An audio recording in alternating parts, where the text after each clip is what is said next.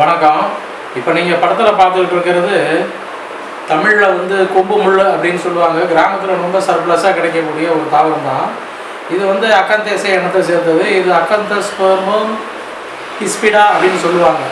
அக்கந்தஸ்பெர்மம் ஹிஸ்பிடா அப்படின்றதுல 2 வெரைட்டி இருக்குது. ஒன்று இப்படி பச்சை நிறமாக தண்டுகளுடையது ஒன்று இருக்குது, கொஞ்சம் செந்நிற தண்டுகளோடு கலந்தாப்புல ஒரு தாவரமும் உண்டு. எதாக இருந்தாலும் ரெண்டுக்கும் குணம் ஒன்று தான். இது பார்த்திங்கன்னா இளம் மஞ்சள் நிறத்தில் ஒரு பூக்கள் உண்டு. இது கிராமத்தில் சில பேர் புரியாமல் முள்ளு துளசி அப்படின்னு சொல்லுவாங்க. முள்ளு துளசி அப்படின்னு சொன்னால் இதில் வந்து வாடையே இருக்காது, ஒரு மாதிரி வெகுட்டலான வாடை தான் இருக்கும். துளசிக்குள்ளே ஒரு பரிமளமான வாடை இருக்குது கிடையாது. முள்ளு துளசின்னு கூட சொல்கிறவங்களாம் இருக்கிறாங்க. அந்த மாதிரி முட்களை உடைய ஒரு சிறு வட்டமான ஒரு ஸ்டார் வடிவத்தில் ஒரு காய்கள் இருக்கும். அது பெரும்பாலும் சித்த வைத்தியர்கள் அது நிறைய யூஸ் பண்ணியிருக்காங்க. அது சித்த வைத்தியர்களுக்கு நிறையா பேருக்கு தெரியும். இது வந்து அக்கந்தஸ்பெர்மம் ஹிஸ்பிடா அப்படின்றது இதோட பொட்டானிக்கல் நேம். இது வந்து எப்படி ஹெர்பஸுக்கு பயன்படுது அப்படின்றத நம்ம பார்ப்போம். ஹெர்பஸில் பார்த்தீங்கன்னா ஹெர்பஸில் வந்து ஒரு மூணு பிரிவாக பிரிச்சிருக்காங்க. அதாவது பார்த்தீங்கன்னா அல்பா, பீட்டா, காமா இந்த மாதிரி ஹெர்பஸ் வைரஸாக அப்படி பிரிச்சிருக்காங்க.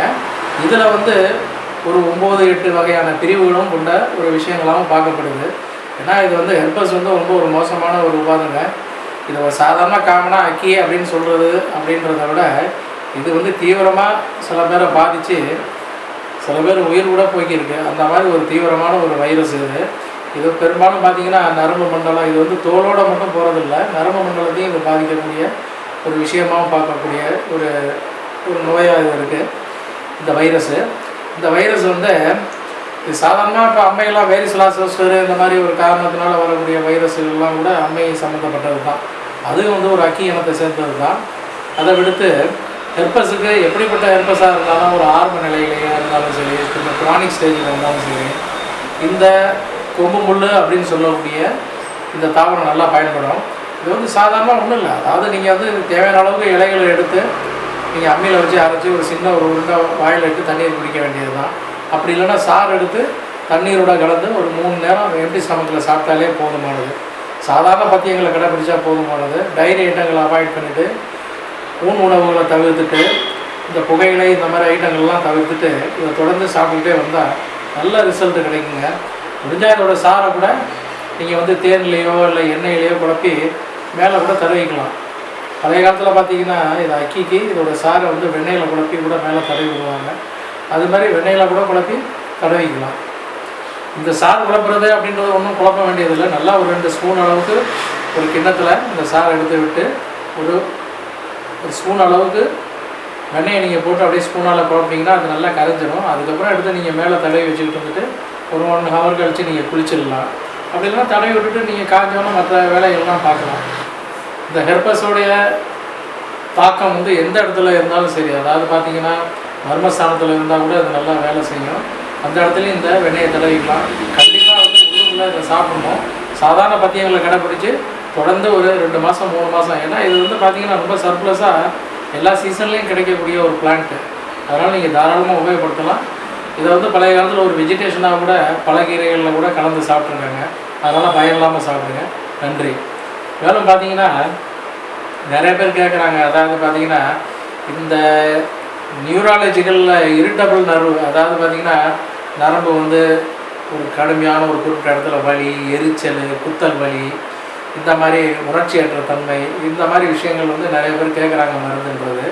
இது வந்து ஒரு தனி நோயாக இருக்கிறது இல்லை, தனி நோயாகவும் இருக்கிறது உண்டு. அதே நேரத்தில் பார்த்திங்கன்னா மற்ற நோய்களோட துணை நோய்களாகவும் இருக்கும். இல்லை இதுவே வேறு நோய்களுக்கு காரணமாக கூட அமைச்சிடுறதும் உண்டு. இருந்தாலும் இதுக்கு ஒரு மேல் பூச்சி மருந்து தான் கேட்குறாங்க. ஏன்னா மேல் பூச்சி மருந்து ஒரு பாதுகாப்பாக இருக்குன்றதுக்காக ஒரு ஆல்டர்னேட்டிவ் மெடிசன் பண்ணிக்கிறவங்க மேல் பூச்சி மருந்து சொல்லுங்கள் சார் உள்ளுக்குள்ளே வேணான்னு கேட்குறாங்க. அவங்களுக்கு இதன் வழியாகவே இந்த விஷயங்களை நான் சொல்கிறேன். சாதாரணமாக வந்து முருங்கை இலை எடுத்துங்க. நம்ம அன்றாட உணவில் பயன்படுத்தக்கூடிய முருங்கை இலை, அந்த முருங்கை இலையை வந்து ஒரு கைப்பிடி அளவுக்கு நீங்கள் இது வந்து அம்மியில் தான் அரைக்கணும்.